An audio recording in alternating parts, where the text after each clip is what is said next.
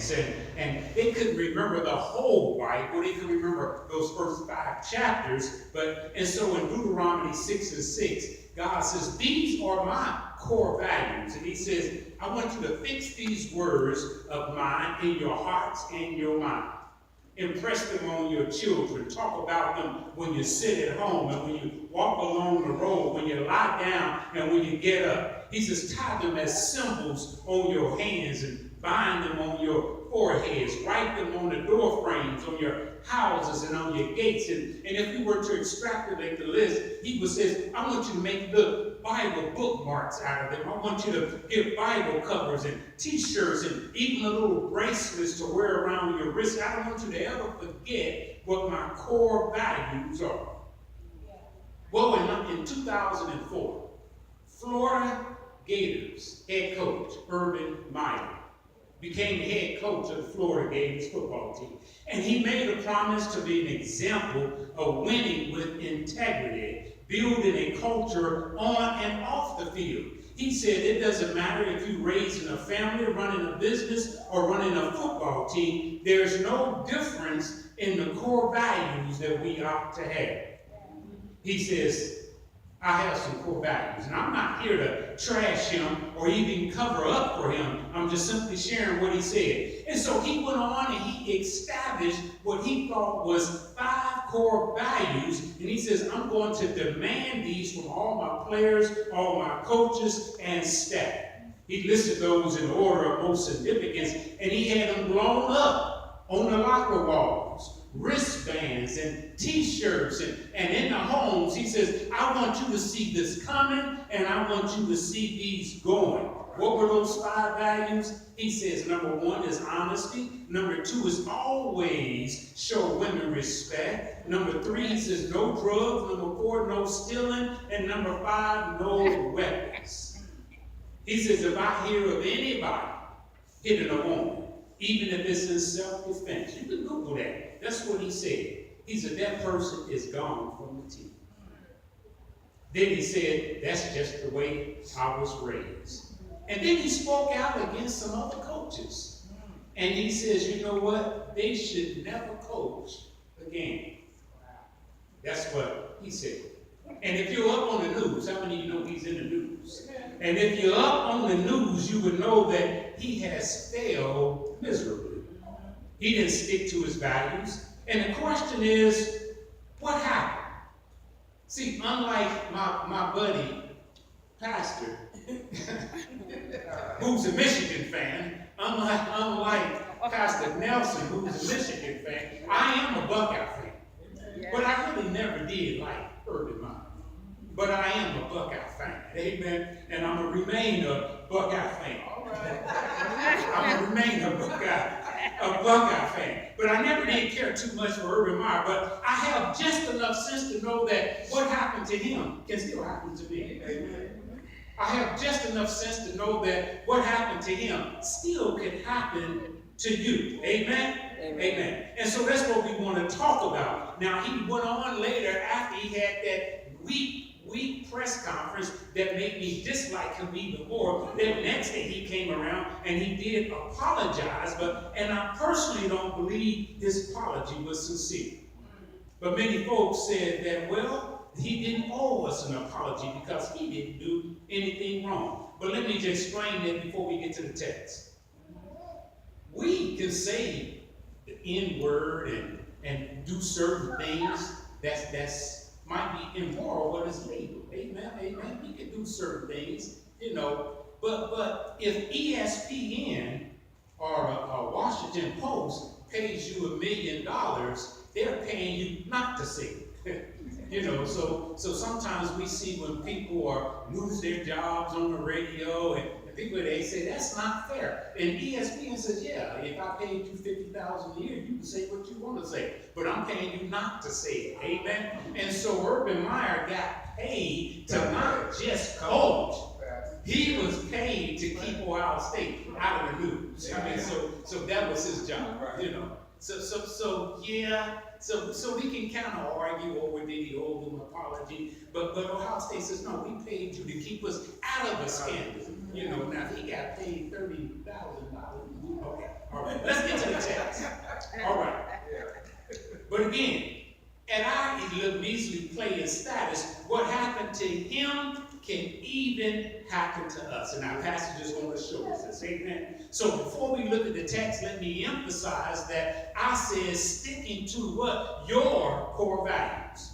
Not my core values. Your core values may not be the same as my core values. They ought to overlap, amen, because they all should align with the Word of God. And so if somebody went through the Bible and looked at all the promises of God, it might be 100 of them, and then they summarized those in the categories and looked at all the commandments of God and summarized those in the categories, and they may come up with, 15 or 30 of those, and then what's unique to me or my core values may not be unique to you, because you may find the 7 that you think are relevant for a single mom, and you may find something that you may think are your core values as an instructor, and I may find these are the 7 that I think that's going to keep me and hold me tight in my ministry, amen? And so our core values may not be the same, but they ought to overlap, amen? And then they ought to line up with the pastor's values. They ought to line up with the core values of Beloved Community. And so this church core values is not going to be the same as Greater New Hope, but guess what? They ought to at least overlap. Amen? Amen. And so when I talk about my core values and your core values, and then I also live long enough that sometimes people have what I call that's just your public core values. But then when you look at it, after time, you find out they have some private core values. Amen? Some folks say America first is a core value communicated with their mouth. But sooner or later, the private core values are manifesting. I think about when my daughter, Dawn, and they said don't call names. One of my daughters got sick and wasn't eating right. And I said, she must be sick. Now, you know all this. And so, and then after a couple of days, I took them to the daycare, and they kept sending her back home. And I said, I can't be taking off work because you're sick, And so family stuff showed up on the skin. And I took them to the doctor. And I said, doctor, she just caught the chicken pox. He said, no. She's been having chicken pox. It's just now manifesting itself on her skin. You're just now seeing it. And I said all of that to say, sometimes people may claim they have some core values publicly, but guess what? Just let them keep on living. Sooner or later, those private core values will soon come to light, right? Because what's done in the dark will soon come to light. But that's another sermon for another day. I'm trying to get you off track. For now, we're going to assume that our private core values line up with our public core values. Amen. I don't really like the song, but I think Dr. Dre or Drake or somebody said the song, "Walking Like I Talk," right? And so right now, we're going to assume that our private core values line up with our public core values, and they line up with God's values. Amen. So what causes us to compromise core values? See, we're quick to quote a verse in the Bible that says we walk by faith and not by sight. Well, needless to say, one of the top reasons we compromise our core values, our morals, is that we let what we see dominate our actions. And then we end up indulging. So if you take the notes, the first word, I, for indulging. The psalmist said, he says, when I saw the prosperity of the wicked, I got tempted. My feet almost slipped. When I saw how they was getting stock options in corporate America, and when I saw that backstabbing might get you a promotion, I almost got tempted. When I saw that they were doing it, that dog-eat-dog world and not caring for someone, and the psalmist says, my feet almost slipped. I was tempted to do the same thing. He said, I was envious of the arrogant. Looking at them, and you can read in those verses I skipped, he says, looking at them from the outside, the wicked seem to have a good report. They have no struggles. Seem like everything going good in their life. Everything, nice car, shiny car, how's your son? Oh, he's doing this. How's your daughter? She just graduated from that. How's your son? Oh, she's ahead of that. Seems like they're always doing good. The psalmist says they seem like they don't have any struggles. They are free from burdens common to man. You can read it. He said, but they clothe themselves with valiance, and pride is their necklace. So this psalmist at night, he had to confess to God. He says, God, I'm tempted to do the same thing. I'm struggling with this thing that you call Christianity. And if we yield, we will indulge. Romans chapter 2 describes 6 stages of the downward spiral that man often falls into. It starts with indulging. That's just one of the 6 steps. This morning we're going to just look at Psalm 73 to concentrate on a few. Romans chapter 2, you can read for homework. They talk about all 6 of them. Number 1, we see that we indulge our own desires. Why is that? Michigan State head coach Jim Harbaugh makes $7 million per year. I didn't say 4 years. Per year, $7 million. Urban Meyer, $6.5 million per year. And both of them are behind Alabama head coach Nick Saban. $11 million per year. Brother Breeden, you did. I said per year. You know what per year. $11 million. Some of us won't even see $1 or $2 million in our lifetime. Hello. They getting that per year. And so when he see what somebody else getting, he didn't like it. I remember one time, and when I was in that company, I won't say it across the airways, and I had been praying. I had worked. I said, I know I worked hard this year. I've done this for this company, done this, and then flew over to Russia, ain't no blacks there, and then spent time in Poland. I said, God, I want at least 5-6% raise this year. And I tried to fast, it didn't work, but I had 2 days that blew that. But I had been praying. And God blessed me with a 6% raise back when everybody was getting 3% and 2%. And I found out later that a couple people didn't get anything. And I was shouting for a day. And I found my coworker got $2 more than me. And it messed me up. And I got bitter all over again. God says, I gave you what you asked for. I said, but you didn't hear me. I said, what I was really asking for is that you give me more than him. And I almost, the psalmist says, my feet almost slipped. I almost slipped in that mess. I almost slipped in that. And God said, you rusty behind, not the head that's not enough. If I give you 1 penny, you ought to be happy. Amen. But that's what happens. The psalmist says, when I saw the wicked, and when I saw him drive in that BMW, when I saw him drive up, and he said, how'd you get? I got pretty good.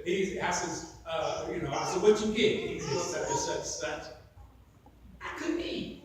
I couldn't eat. Why? Because I thought I deserved more than him, and I probably did, but so what? Amen. The psalmist says, when I saw the prosperity of the wicked, I almost slipped. I couldn't be wrong. Psalmist says, when I saw the prosperity of the wicked, feet almost slipped. And so that's how we compromise, is when we see. We turn around and say, we walk by faith, not by sight. So God says, don't look at what you see. Some of those people got that money and can't spend it. Some of them, he says, money can buy you a doctor, but it can't buy you health. It can buy you food, but it can't buy you an appetite. It can even buy a house, and some of them, they really didn't have a home. It was a whole, okay, all right. So anyway, let's move on. And so I think, and I might be wrong, I think even the coach from Penn State, what was his name, Joe Paterno, I kind of think he was a decent man. But he wanted something that God meant for Eddie Robinson. Some of y'all don't know who Eddie Robinson is. Yeah. Eddie Robinson, African-American coach down at Grambling, had won more football games than anybody on earth. And Joe Paterno wanted that title. He didn't want money. He just wanted the title. I don't think it was racist. He just wanted it. And he wanted it so bad that that he compromised his morals. He allowed his assistant coach, Jerry Sandusky, to what? Molest little boys. And then he claimed he didn't know. What did he do? But what did he do? Winning. He took winning and losing over right and wrong. I said before, it doesn't take much crack to cause a sting. And all he wanted was, he was consumed about that title. Now, it would be one thing if you're the only person for compromising your own values. But I need to let you know that when you're in a leadership position, whether it be pastor, parenting, teaching, worship leader, trustee, you can cause other people to go under and suffer. You remember Joshua chapter 7, after the children fought the battle of Jericho and all that, running there, and God says, okay, y'all can have this, but not that. And that's exactly what man wants. What God tells us we can't have. And the Bible says there was a person there, a person of Achan, right? He took stuff and it held up the progress of the whole nation of Israel, all because of that person. And they couldn't move any forward. Churches sometimes couldn't move forward. And they says, what's the problem? God says, you need to deal with sin in the camp. Right? And then so in chapter 7, Achan finally confessed. And here's what he said. How it took place. How he compromised his morals. He said, I saw it. I wanted it. I took it. And I tried to hide it. That's exactly what we do when we compromise morals. Trust me on that. Trust me on that. He played dumb. Even Joe Paterno knew. And the one thing, it'd be one thing if Urban Meyer said he was paid $50,000, but he was paid $6 million. He was paid to know, and he pretended like he didn't know. And then when the public found out that he did know, he tried to hide it. Because that's what we do when we compromise morals. We saw it, we wanted it, we took it, and then we tried to hide. Press conference, he claimed he didn't know. He says, nothing happened. Nothing happened. Said about 5 times. It almost sounded like somebody else. No collusion. No collusion. He kept saying, nothing happened. Nothing happened. And then later on, like, yeah, you did know. Yeah, you did know, right? Because that's what compromising your morals would do. I saw it. I wanted it. I took it. And I tried to hide it. Stormy Daniels told me. Oh, I'm sorry. I got that's next week. I got my service. And again, I'm not trying to slam Joe Paterno. I think he was a good coach. Urban Meyer is a good coach. I'm not trying to slam him, not trying to protect him. I just want you to understand that it can easily be you or me. Amen? All right.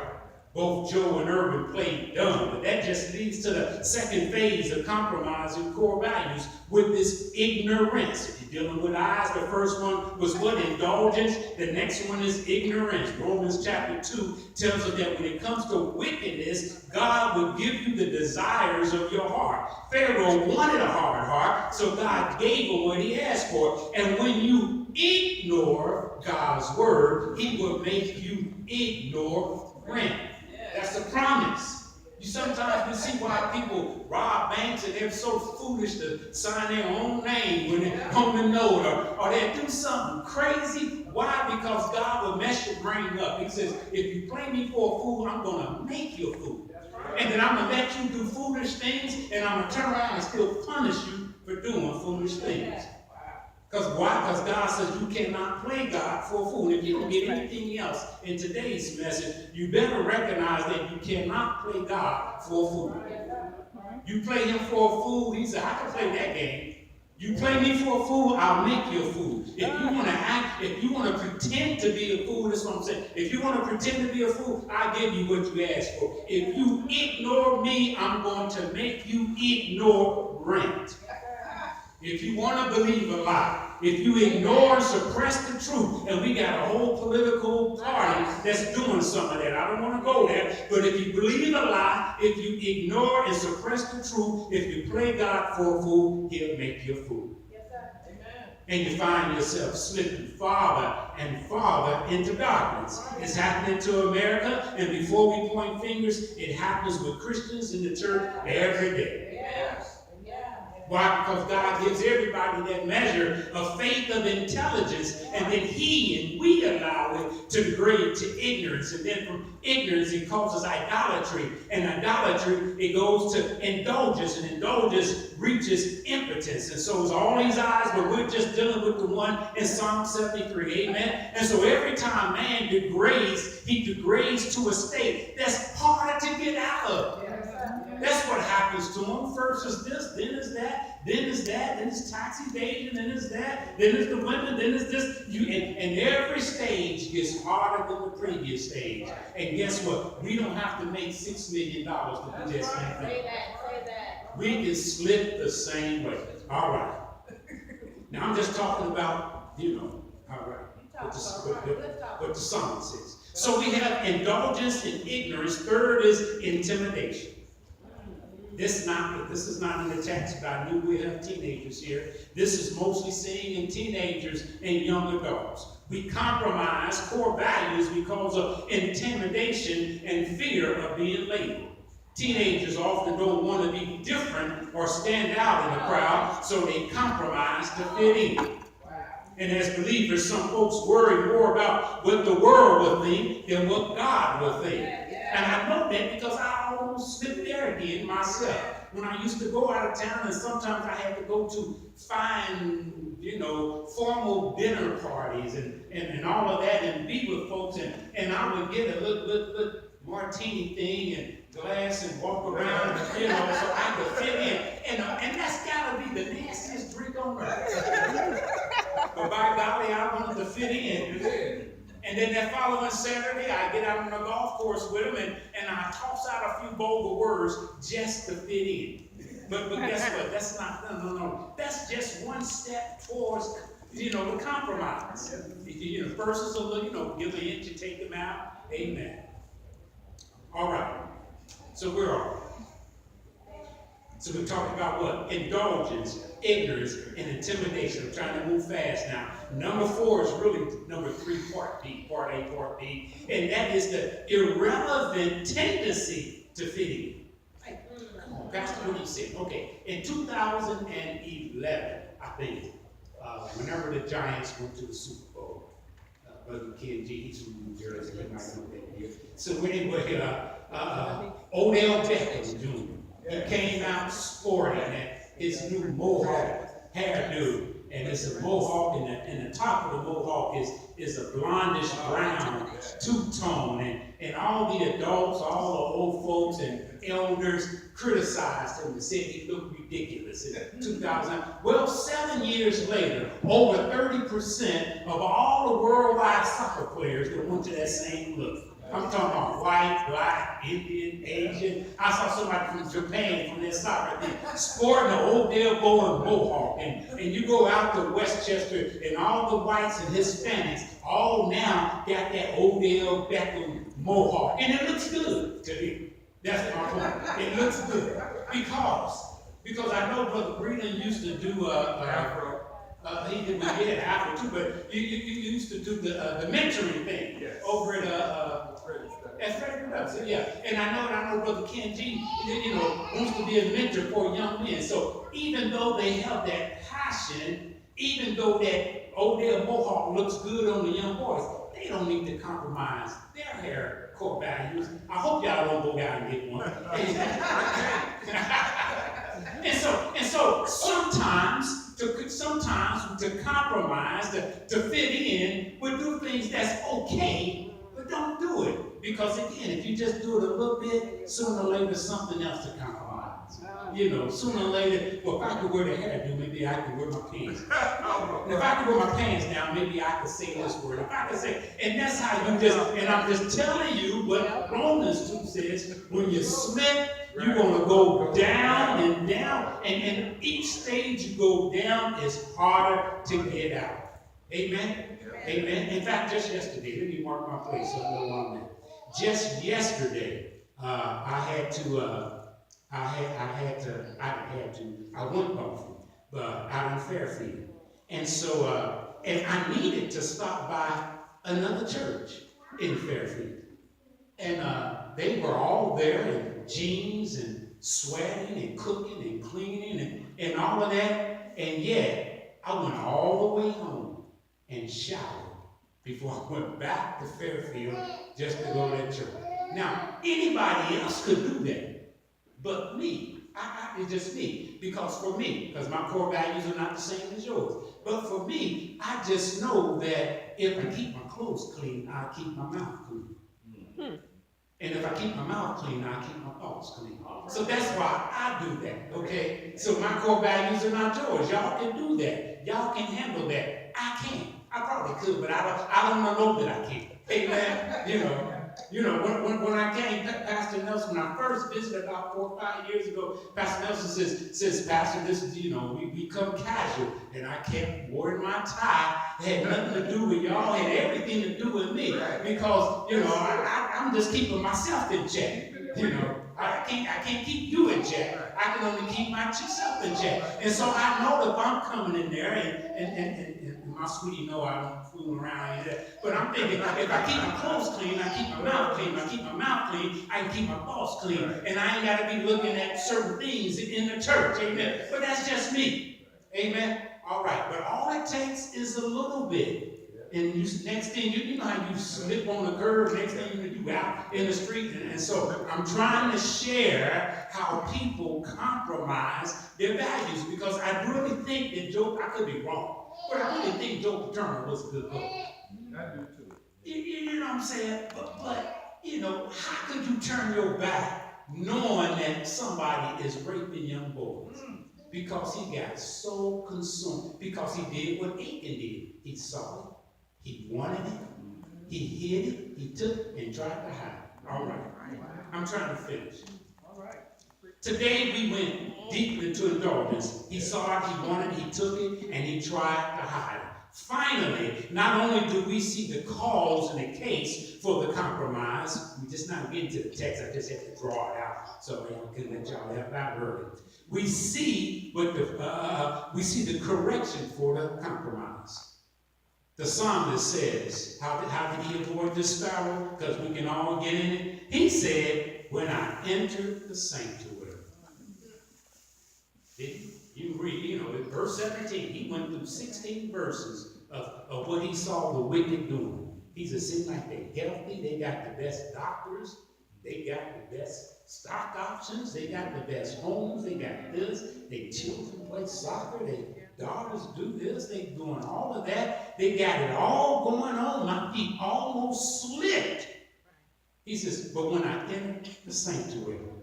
So let me just parenthetically notice what he does not say. He does not say, when God put a few nickels in my pocket, I was right again. It's nice, but he did not say when God gave me a new job. That's great, but that's not what he said. It would be nice, but he did not say when God gave me $2 more than my co-workers, then I straightened up my attitude. He doesn't say that. He does not say he was not ready to compromise morals, but my disability got approved. He says, no. He says, I was, he didn't say that I was ready to compromise my morals.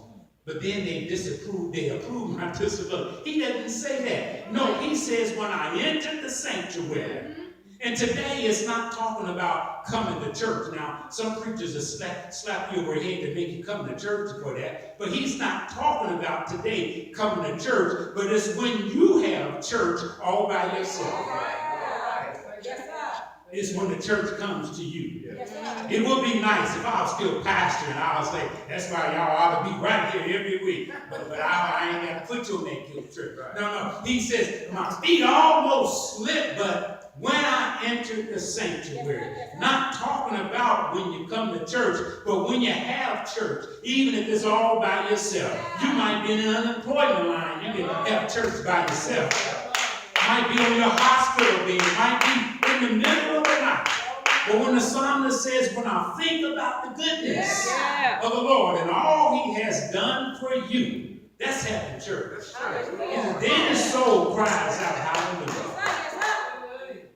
It's when you have church by yourself and you get overwhelmed by the greatness and glory and majesty of God. It's moments like this that you will regain a proper perspective of your situation. Yes, sometimes I have to put in that CD and that that tape, videotape, and God will play back how he spared me when I was 18, how he blessed me when I was 19, how he shared and moved me from this place when I was 20 and 30 and 40. And when you think about the goodness of the Lord, then I don't care what Trump does. Then I don't care what the wicked does. I don't care any of that, because the psalmist says, then I found out, he said, they are the ones that's really standing on slippery ground. He says, my feet almost slipped. But he entered the sanctuary. He realized that it was the wicked and the arrogant who are actually standing on slippery ground. He realized that when arrogant people do not realize it is that they are standing on slippery ground, they on their way out. Amen. It's a good thing we've already finished talking about Michigan. Amen. We're not Buckeyes now.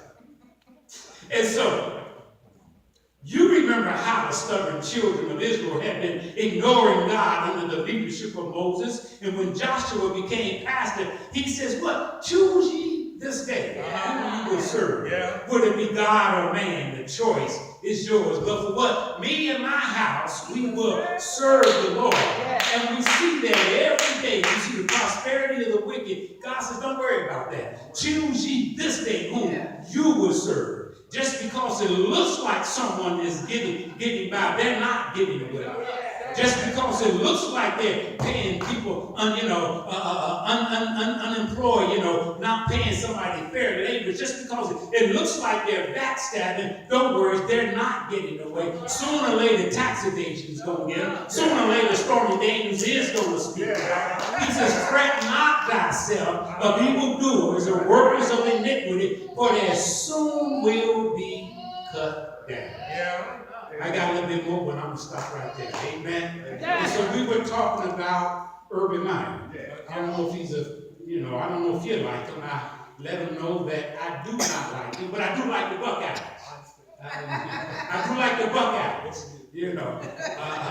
I'm not crazy about Harbaugh, and I did let him know that you were crazy about Michigan and bleed Harbaugh and then bleed me. I let him know that, and I'm crazy about the Buckeyes, but I don't like Urban Meyer. But I let him know that all of us can slip the same way when we compromise morals. And so we deal with compromising morals. Amen. God bless you. I'm going to stop there. I know I'm supposed to go on and hoop and do something at the end, but I'm going to save that sermon for another day. Amen. Amen. We thank God for you.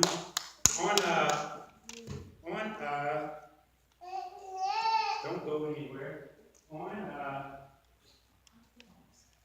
When Pastor and Lenny and Karen came up, I unfold or whatever. As you know how I do little corny illustrations in my sermons, little bitty short stories. Well, a lot of the preachers throughout the